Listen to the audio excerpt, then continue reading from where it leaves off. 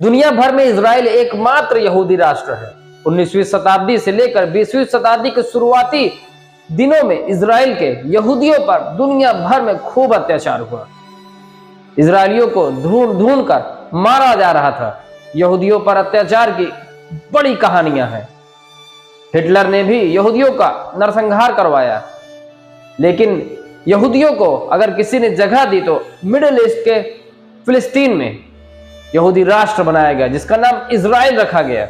लेकिन अब वही इजराइल अरब के देशों में घिरे होने के बावजूद भी, फिलिस्तीनियों की जगह देने के बावजूद भी फिलिस्तीन पर अत्याचार कर रहा है। इजराइल फिलिस्तीनियों पर अत्याचार कर रहा है और लगातार करता आ रहा है। 7 अक्टूबर को फिलिस्तीन के गाजा के संगठन हमास ने इजराइल पर 7000 रॉकेटों की बारिश कर दी। दुनिया के कुछ देशों ने इसे आतंकवादी हमला बताया। हमास एक फिलिस्तीन का संगठन है जो अपने मुल्क की आजादी की बात करता है, अपने देश को इजरायलियों से आजाद कराना चाहता है, क्योंकि इजराइल की बहुत ही पुरानी नीति रही है कि इजराइल फिलिस्तीनियों की जमीनों पर लगातार कब्जा करता जा रहा है। धीरे धीरे फिलिस्तीन पर इजराइल पूरी तरह से काबिज होता गया। एक तरीके से कहे तो फिलिस्तीन के नागरिकों को इजराइल गुलाम बनाता जा रहा है। और इजराइल और हमास के बीच संघर्ष की पहले भी खबरें आती रही हैं। इजराइल पूरे फिलिस्तीन पर काबिज होना चाहता है। 7 अक्टूबर को हमास ने इजराइल पर 7000 रॉकेट दागे तो इजराइल का air defence system iron drone, जिसे दुनिया का बहुत ही शक्तिशाली एयर डिफेंस सिस्टम कहा जाता है, वह भी फेल हो गया। इतनी ज्यादा रॉकेटों की बारिश झेल नहीं पाया और हमास के द्वारा पाइपों से बनाए गए रॉकेट इजराइल के शहरों पर जाकर गिरे, यहां तक कि तेल अवीव में भी जाकर गिरे। हमास के इस ताबड़तोड़ हमले ने इजराइल के नींव हिला दी। इजरायली पीएम नेतन्याहू ने हमास को मिटाने की कसम खा ली और उसी कसम का नतीजा है कि आज इजराइल और हमास के बीच जो युद्ध है वो 1 महीना बीत चुका है। लेकिन 1948 में जब इजराइल की स्थापना हुई तब से अब तक इतना नुकसान इजराइल ने कभी भी नहीं सहा होगा। हमास इजराइल को मुंहतोड़ जवाब दे रहा है। इजराइल सुपर पावर है, क्योंकि दुनिया का सुपर पावर अमेरिका पूरी तरह से इजराइल के साथ खड़ा है। अमेरिका, इजराइल, हमास को आतंकवादी संगठन मानते हैं। अमेरिका की पूरी सहानुभूति इजराइल के साथ है। अमेरिका को फिलिस्तीन में इजराइल द्वारा जो बर्बरता की जा रही, इजराइल फिलिस्तीन के बच्चों को मार दिया जा रहा है और फिलिस्तीनियों औरतों पर इजराइल जिस तरह से बम बरसा रहा है, बुजुर्गों को खात्मा कर रहा है, वो अमेरिका को दिखाई नहीं दे रहा है। अमेरिका भी इजराइल के नशे में चूर है और पूरी तरह से गाजा को मिटाना चाहता है।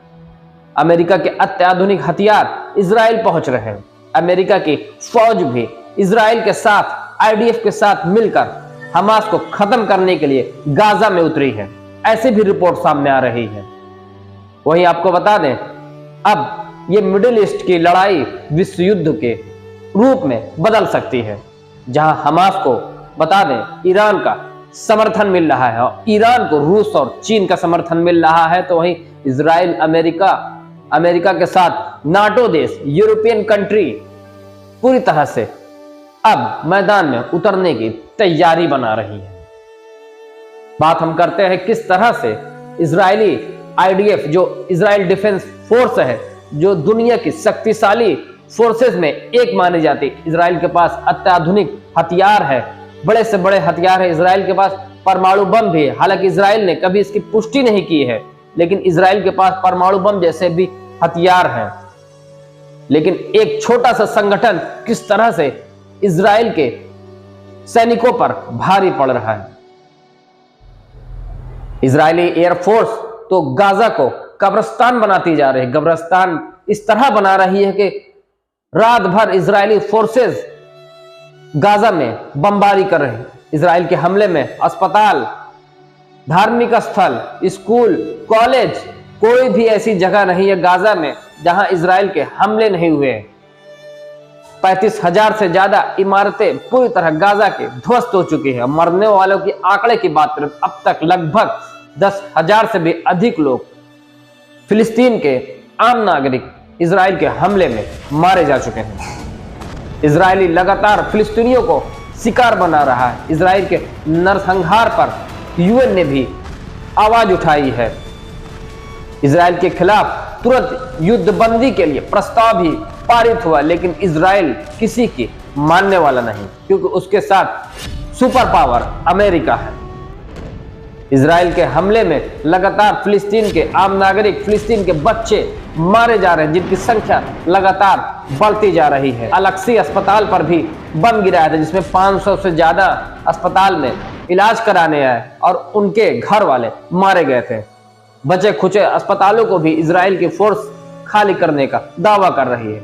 इजराइल ऐसे ठिकानों को निशाना बनाती है जहां कहती है कि यहाँ हमास के लड़ाके हैं। हमास के नाम पर इजराइल फिलिस्तीनियों का खून बहा रही है। बात करें अगर हमास कैसे इजराइल के सामने टिक पा रहा है, हमास के हौसलों के आगे इजराइल की फोर्स पूरी तरह घुटने टेकती हुई दिखाई दे रही है। जहां ग्राउंड ऑपरेशन में लगातार इजरायली फोर्स को मुक्की खानी पड़ रही है, ऐसी लगातार तस्वीरें निकल के आ रही, जहां हमास के लड़ाके इजरायली टैंकों को उड़ा दे रहे हैं और छोटे मोटे हथियारों से उड़ा दे रहे हैं। इजराइल की फोर्सेस पर ग्राउंड ऑपरेशन में हमास के लड़ाके बराबर की टक्कर दे रहे हैं। वहीं अब हमास के समर्थन में इजराइल पर चार तरफ से हमले हो रहे हैं। एक तरफ जहां लेबनान का हिजबुल्ला संगठन भी इजराइल पर लगातार रॉकेट भेज रहा है। लेबनान के एंटी टैंक मिसाइल इजराइल के ठिकानों को उड़ा रही है, तो इजराइल लेबनान में भी हमले कर रहा है। सीरिया से भी इजराइल पर रॉकेट दागे जा रहे हैं, ड्रोन से भी अटैक हो रहा है। वही यमन का हूती संगठन भी इजराइल पे बैलिस्टिक मिसाइल मार रहा है और इजराइल के खिलाफ युद्ध का ऐलान भी कर चुका है। इजराइल 4 मोर्चों पर लड़ाई लड़ रहा है, लेकिन इसका मतलब यह नहीं कि इजराइल विक्टिम है। जहां इजराइल की फोर्सेस कभी भी कहीं भी एयर स्ट्राइक कर देती है, चाहे वह सीरिया हो, लेबनान हो, इजराइल की फोर्सेस फिलिस्तीन के कोई कोने में हो, कभी भी इजराइल की फोर्सेस आतंकवादी कहकर कहीं भी हमले कर देती है। लेकिन इस बार इजराइल को मुंह तोड़ जवाब मिल रहा है। हालांकि युद्ध से किसी का भी भला नहीं हुआ, युद्ध रुकना चाहिए, जिसकी बात यूएन में भी लगातार उठाई जा रही है, लेकिन इजराइल और अमेरिका युद्ध को रोकना ही नहीं चाहते हैं।